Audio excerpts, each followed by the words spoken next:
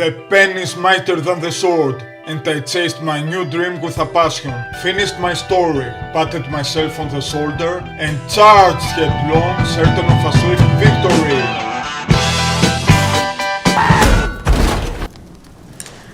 Oh, my sweet summer child. Stuck in the quarrying trenches, neither in heaven nor in hell, I strive to be of service, so fellow authors and readers, allow me to unveil The Will of the Many by Jame Islington.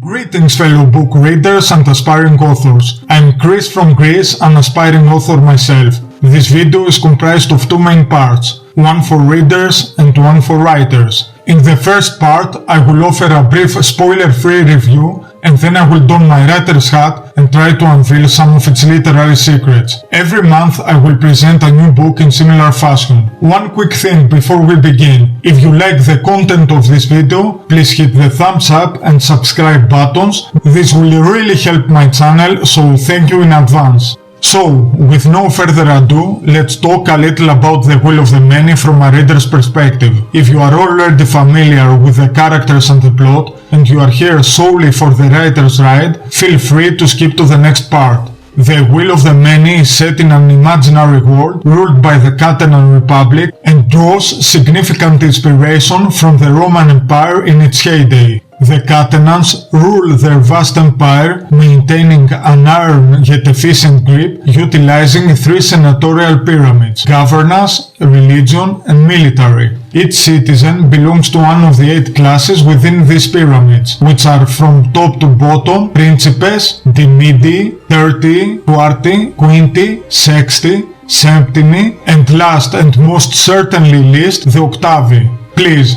do pardon my atrocious Latin. I sincerely apologize for skipping this course in high school. Each class is obliged to cede a portion of its will, which is roughly speaking their mental and physical energy, to their superior classes. So as an example, a Quintus receives will from his Sexti, Septimi and Octavi up to 336 people in total, and he and his people cede their will to their superior Quartus, who receives will from up to 1,680 people. Receiving will makes a person faster, stronger, and more resistant to injuries, so the upper classes, which exploit the will of a significant number of people, gain almost superhuman abilities. Also, will can be used to imbue inanimate objects, allowing a measure of control upon them, thus enabling technological advancements that set the Catalans apart from their opponents. As readers, we follow the story through the eyes of our main character, Vis, who must hide his true identity while also struggling to make ends meet. By day, he works in a prison, and by night he participates in wrestling matches in the theater. Up till now, Vis has managed to refuse ceding his will, defying a system he deeply loathes. His back a bloody testament from the vicious lashings he had suffered. His sole dream is to make just enough money so he can flee to a far-off corner of the world where the Catalan Republic holds no sway, avoiding ceding his will once and for all. The inciting incident of the story takes place when Ulkiskor, a powerful Catalan noble, arrives in the prison where Vis works, demanding to meet a certain prisoner there in the hope of prying valuable information out of him regarding his brother's alleged suicide in the Catalan Academy. When the prisoner tries to escape from his supper, a fiendish device which constantly leeches his will, leaving just enough so the victim will be able to live, albeit in a perpetual state of torment, Vis, rushing to restrain him, accidentally touches the supper without suffering any repercussions, though normally such a grave mistake should have cost him his life. This event makes Ulkiskor keep a closer eye on Vis, finding out that the protagonist has never ceded his will, while also discerning Vis's personal qualities. These traits make Vis in Ulkiskor's eyes an ideal candidate, so he offers Vis a deal he can't resist. Ulkiskor Telemus will adapt him into the powerful Telemus family and train Vis relentlessly in order to be able to distinguish himself in the renowned Catalan Academy, where the creme de la creme of the empire's youth is sent for training. So after their graduation they are assigned to key positions of leadership within the Republic. If Vis discovers the truth about Ulkiskor brothers' demise, arrangements will be made so he is assigned a backwater position in the Republic where he will avoid ceding his will once and for all. But should Vis fail his appointed task, he could easily be the next hapless victim strapped on a sapper until the end of his days. Will Vis fulfill his mission while also keeping who he really is a secret from Mulkiskor and most importantly from his classmates, where one's failure might mean another student's advancement through the ranks of the academy? You definitely have to read this book because Islington has tremendously progressed as a writer. His prose in this book retains the high standards that he established with Licanius trilogy. Moreover, while his previous trilogy was a triumph of careful plotting, where a myriad clues and plot elements were woven together, leading to a mind-blowing and emotionally fraught finale, in my opinion at least, Licanius trilogy at times dragged and felt slowly paced. That is surely not the case with The Will of the Many, which though page-wise is a door-stopper, it is a page-turner, gripping ceaselessly a reader's attention from start to finish. Other things I really liked about this book was to name a few. The fact that it was set in a setting inspired by the Roman Empire. Then, the protagonist himself, Vis. Vis is a flawed character. While he's very intelligent, resourceful and skillful, he's not a garist Hugh. He is flawed because he is deeply broken inside. At times, this can lead him to fits of rage, where his logic is thrown out of the window. In this regard, Vis deeply reminds me of Quoth, the protagonist in The Name of the Wind. Another thing to notice is Vis's intricate relationships with the other book characters. These relationships never felt two-dimensional to me at least, quite the contrary. They were very intricate and tenseful, though for some Vis will be a member of his adopted family, to others a trusted friend or an adversary, or maybe a love interest. Nonetheless, absolutely none of them must learn his true identity, because if they do, Vis's life will be forfeit. In addition, the book raises some thought-provoking questions, which personally remind me of the themes explored in Guy Gavril's Tigana. Are the people who don't stand up to a tyrannic regime truly innocent, or are they as guilty as the ruling oligarchies? When fighting despotism, is every means used for the cause justified, however vile and underhanded, or should a line somewhere be drawn? Lastly, when you finish this book, you will definitely want to reread it and marvel at the subtly woven foreshadowing that takes place throughout the book, while also taking note of the carefully planted plot clues that will certainly play a more prominent role in the next installment. Now we will dive into the literary analysis tailored for aspiring authors. If you viewed this video solely for the book review, feel free to skip to the last part where I sum up the strengths of The Will of the Many. The analysis will cover three distinct areas. First, a brief mention to the literary agent and editor of this book, then a macro-analysis, and lastly we will delve deeper into a micro-analysis. So, let's get cracking! Paul Lucas of the Janklow and Nesbitt Associates is Islington's literary agent. Also, the chief book editor for this project was Joe Monte of Saga Press. Let's proceed now to the macro-analysis. This analysis will try to paint a bigger picture and will cover 7 different areas, namely genre and influences, point of view, character arc, scene beats, dialogue, world building, and magic system. Also, this analysis is mostly spoiler-free. Whenever there is a part that might be considered a spoiler, you will be warned beforehand, so worry not. So where does the book stand in the fantasy genre? Unfortunately, the answer is not a simple one, because I believe firmly that the book is a blend of many subgenres and doesn't fit neatly into a single category. It definitely is an adult fantasy book because of the themes it explores and James Islington's writing style. Even though this is 17 years old, and so are his classmates, one could argue that the book treads into the YA territory, though I believe that would be a mistake. The trilogy as a whole, when finished, will be a fully fledged epic fantasy, but currently the book cannot be categorized conveniently as an epic fantasy, though the seeds of a world-shattering coupling are sown in it. An argument can be made that the book is a magical school or even dark academia one, but I disagree to both of them. There is definitely an academy, but its students are not allowed to practice the will ability in the premises. Moreover, though there are some dark academia vibes, the The Will of the Many does not fit to this category in my opinion. All in all, The Will of the Many is a blend of a variety of subgenres and boldly defies any strict categorization. So, let's scratch our head in bewilderment and move along, shall we?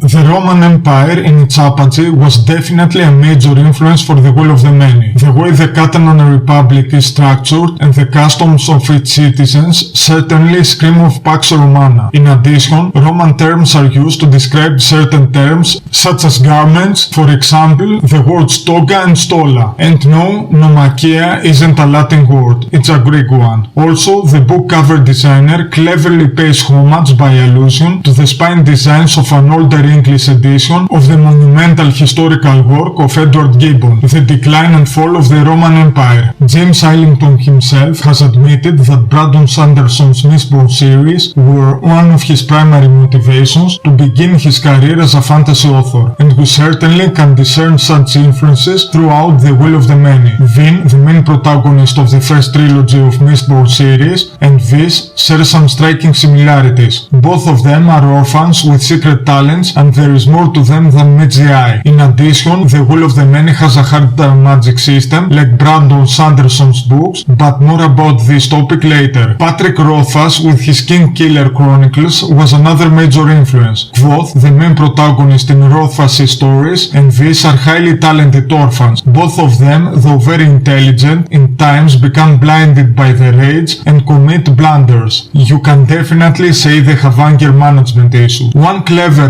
reverse allusion is the following. Tak is the chess type game in the King Killer Chronicles, while Foundation is its counterpart in The Will of the Many. Whereas Rothfuss describes Tak as a beautiful game, Islington describes Foundation, and I quote, I have heard the Foundation described as a beautiful game. That usually comes from people who don't play it or don't play it well. Lastly, an honorary mention goes to the Rook and the Rose trilogy by M.A. Carrick, which is the joint pen name of Marie Brennan and Alec Helms. This uses Vec many times throughout the book as his preferred swear word, whereas the protagonist in the Rook and Rose trilogy uses the swear word Jack. Regarding the point of view of The Will of the Many, unlike the Lycanos trilogy, which was written in third person past tense limited, which is one of the most heavily used in fantasy books nowadays, this book is written in first person present tense. At first, I admit that I was deeply surprised when I read the opening lines of this book, and I had this initial fear that I wouldn't enjoy this book as much. Thankfully, that was certainly not the case. The way the point of view is utilized in this book accomplishes two main things. Firstly, the first person enables the reader to put himself in the protagonist's shoes, thus enhancing his immersion into the story told. Then, the present tense gives the book a sense of immediacy. Things are happening now as we read them, further facilitating a deeper engrossment into the story. Some may find this part as spoiling somewhat the contents of the book, so if that's the case for you, feel free to skip this and the next part and go straight to the dialogue. The character's arc in this book is mainly positive, which means that the protagonist becomes a better version of himself with the choices he makes throughout the book. I will not elaborate further for obvious reasons. So, let's check this cool graph. This has definitely agency, which is paramount for any protagonist. Stories where the protagonist is simply the punching bag for the plot to happen and receives blow after blow without singing any punches back are poor stories. Period. This throughout the book exercises his agency, mainly within the mission or his core assigned to him, and shows some promising initiative, but by the end of the book, Viz decides to pursue his own agenda. We will now discuss the scene bits of The Will of the Many in order to find out how this doorstopper of a book is a gripping page-turner. Though I won't delve into specifics of what exactly happens, nonetheless the graph used to stress my points could easily be perceived as a spoiler for the contents of the book, so again feel free to skip to the next timestamp. The Will of the Many follows the classic three-part story structure. In the first part, Imperium Sine Fine, Empire Without End, were introduced to the world and its main characters. The inciting incident of the story happens swiftly, within the first 10 pages of the book, which I believe is deliberate. Many a literary agent nowadays ask the 10 first pages of a manuscript to be submitted to them for consideration, and this happens by no accident either. In the modern world, where the attention span of the average reader is very limited, the first 10 pages can make or break a book. So, this is offered a choice during the story, which is the main reason the events of the book unfold. After that, this faces again a number of dilemmas, and there is a minor plot twist toward the end of part 1, which helps the reader not become bored with the rather repetitive scenes of Vis's grueling preparation for the Catalan Academy. In the second part, Deus Nolens Exitus, get results whether God likes it or not, Vis at last enters the academy. But this part isn't focused solely on his training there. Would that be the case, it would eventually bore the reader. A series of scene beats, strategically interspersed, and a major plot twist ensure that the reader remains hooked into the story and endures during the much dreaded marathon of the mid, or murky middle if you prefer. Part 3, aptly named in Cauda Venenum, The Poison is in the Tail, prepares us for the major payoffs that will happen, which are accomplished throughout a series of tightly knitted scene beats and 2 major plot twists, which contribute to a mind-blowing finale. All in all, the story is always filled with dilemmas, critical choices to be made, conflict and tension, and minor and major plot twists. Thus, all these masterfully woven elements make The Will of the Many a page-turner.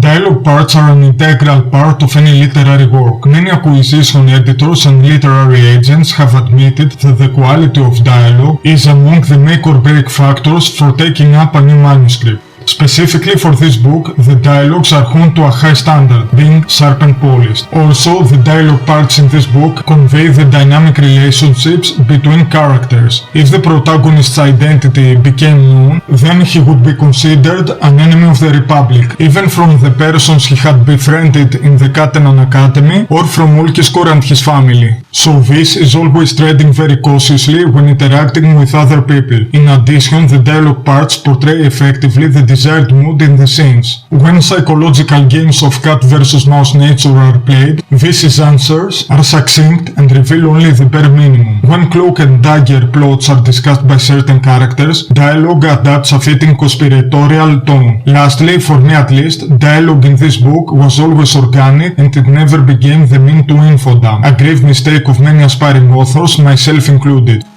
As it had already been mentioned, the imaginary world of the book was based on the Roman Empire. Many times Latin words are used for describing certain terms, which helps simplifying things because the writer doesn't resort to unnecessary details. A toga is a certain men's apparel and a stola is what women wear, so don't search in vain for exquisite descriptions of garments a la Scott Lynch's books. You will be thoroughly disappointed, though Islington does put his own embellishments in the world building. A cataclysm is mentioned, an apocalyptic event approximately 300 years ago, which nearly extinguished all human life, leaving less than 1 in 20 alive and eradicating any technological advancements of that bygone era. Only mysterious artifacts are left behind, like the Aurora Columnae and the Sappers, which the Catalans exploit them, though without being able to grasp their true purpose or reverse engineer them.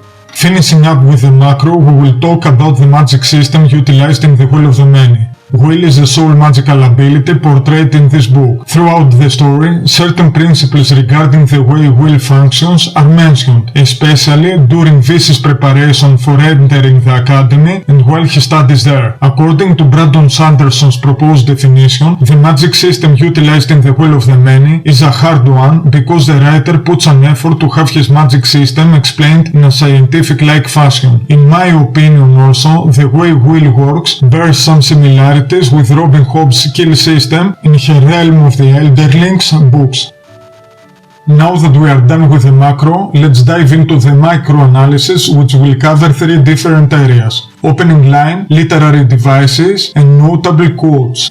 I'm dangling. and it is only my father's blood-slicked grip around my wrist that stops me from falling. He looks over my shoulder, into the inky black, into the darkness that is to come. Courage, he whispers. He pours heartbreak and hope into the world. He lets go. We can instantly see that the opening line here is filled with suspense, thus achieving its primary purpose of gripping the reader's attention from the get-go, and it also sets the tone of the story about to unfold. We, the readers, realize instantly that the protagonist is on the run from something sinister, and his wounded father sacrificed his own life in order for this to survive. Furthermore, we have a literary device called anaphora because of the repetition of the word into in the beginning of consecutive sentences. Then we have an alliteration of the consonant H in the words heartbreak and hope. These two words provide together a dynamic antithesis as well. Lastly, the sentence he lets go occupies a single line on its own for dramatic emphasis. In this part, we will check some awesome literary devices Islington employs to strengthen his prose. Elanger steps lightly off the stage as her voice rings out, a dagger into the eager silence. Here we notice the usage of metaphor because Elanger's voice is likened to a dagger. If the sentence was her voice rings out like a dagger, we would have a simile instead. Also, there is a personification utilized in the phrase into the eager silence because silence, an inanimate characteristic, is given a human trait that is eager. In this passage, the writer describes a fistfight. We have the repetition of the words retreat and advance several times throughout that page, where this retreats while his opponent advances. What this literary device accomplishes here is to convey efficiently to the reader the cat versus mouse nature of the duel, without the writer resorting to unnecessary and boring descriptions. Furthermore, when the tables are turned, the writer hits his enter key and the sentence I advance is in a separate line, a neat trick of the trade used for dramatic emphasis.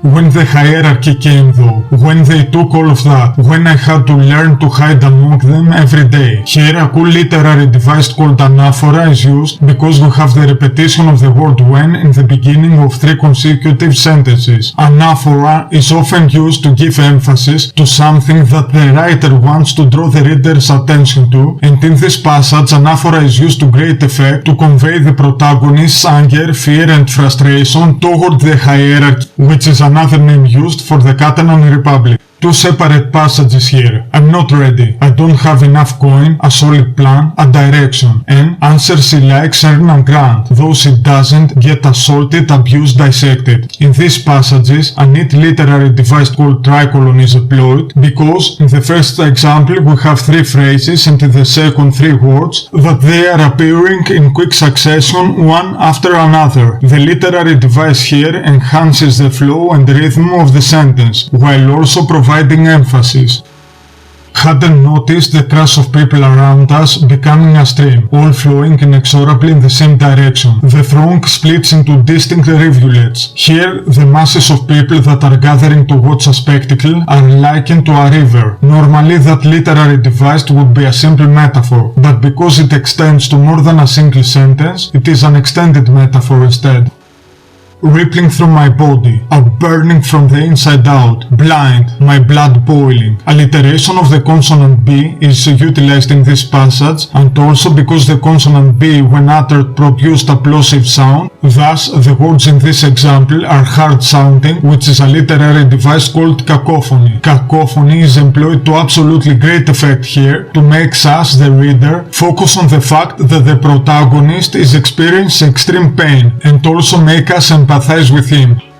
But a broken blade can still cut. In my opinion, the literary device used here is aphorism, a short saying observing a general truth. This snappy phrase is used brilliantly in delivering one of the most dramatic moments in The Will of the Many. This phrase is also a metaphor, but I can't reveal the context or I will spoil a major event in the book, so let's move along, shall we? I see the place where I dragged her lifeless body to shore, where I spent too long and not enough time trying to revive her. In this passage, we notice a literary device called paradox, because the phrase "I spent too long and not enough time" contradict each other, creating a logical paradox. The writer here masterfully draws our attention to the fact that the protagonist is on the run, thus he spent too long, but on the other hand he loves deeply this person, so at the same time he spent not enough time in order to save her life. Now that we are done with the literary devices, let's check some memorable quotes of the book, putting the cherry on top of the cake. The decision may have been made by the few, but it's the will of the many that killed your family. This emotionally fraught quote provides the context for the reader to understand why the book was titled The Will of the Many. It is a thought-provoking theme, met also in Guy Gavril's Tigana. This phrase also reminds us of another famous quote from Edmund Burke, that the only thing necessary for the triumph of evil is for good men to do nothing. You fight the tyranny of the many, or you are one of them. Silence is a statement, inaction picks a side, and when those lead to personal benefit, they are complicity. Maybe you are right, but there has to be a better way. If we do this, then what do we deserve? This dialogue is still delving into the territory of the previous theme, but this time a new argument rises. Does the end, however lofty, truly justify any means used? However vile or underhanded they are? And to show off my completely non-existent skills in Latin, is exitus acta probat valid, or there is a certain line that if it's crossed, then those who resist the tyrants are becoming no better than them? Again, food for thought. And now, with all being said, it is time to sum up the reasons why you should read this book. From a reader's perspective, if you like imaginary settings inspired by the Roman Empire and Sandersonesque magic systems, then this is definitely the book for you. Moreover, this book, while also sharing with the Licanius trilogy one of its primary characteristics, that of intricate plotting, in my opinion, The Will of the Many surpasses the trilogy because it is fast-paced and there are no hiccups in terms of tempo along the ride. This book is filled with suspense and finishes like a champ with a mind-blowing finale. Also, the protagonist is broken inside, so definitely he's not a Gary Stu, but at the same time we can empathize and follow alongside with him in his hero's journey. His relationships with the other characters in the book were very dynamic, though the others regard this as one of them, he's definitely not, so bearing that in mind, whenever this interacts with any of them, friend or foe, is like watching someone slackline across the Niagara Falls. All in all, The Will of the Many is a book definitely worth of your time, and I guarantee you that once you finish it, you will definitely want to read it again before the next installment, The Strength of the Few, hits the shelves. From a writer's perspective, and especially for aspiring fantasy authors, you have to read The Will of the Many for all the reasons previously mentioned, and in addition because the book is a textbook example of how not to infodump. The prose is very beautiful but without being too flowery, and the literary device employed strengthened the prose even more. The dialogues were sharp and polished and never felt two-dimensional to me. The protagonist of The Will of the Many has a distinct character arc and experiences transformation in many aspects throughout his hero's journey. The themes examined in this book are thought-provoking, so The Will of the Many is not a shallow read.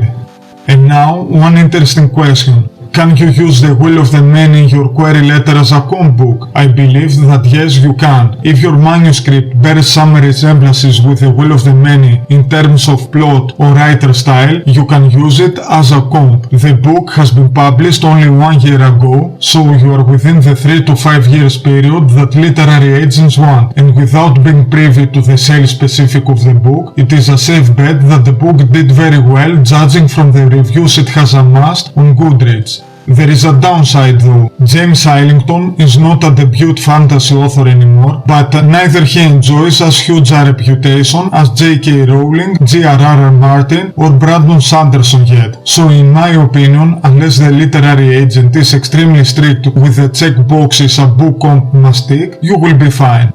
At last, we have reached the end of this presentation, so I would like to thank you for watching this video. Again, if you liked this review, please hit the like and subscribe button to help me grow this channel. I'm looking forward to reading your thoughts and suggestions in the comment section. That's it all from me, so farewell my friends and don't miss the next book review on October the 6th.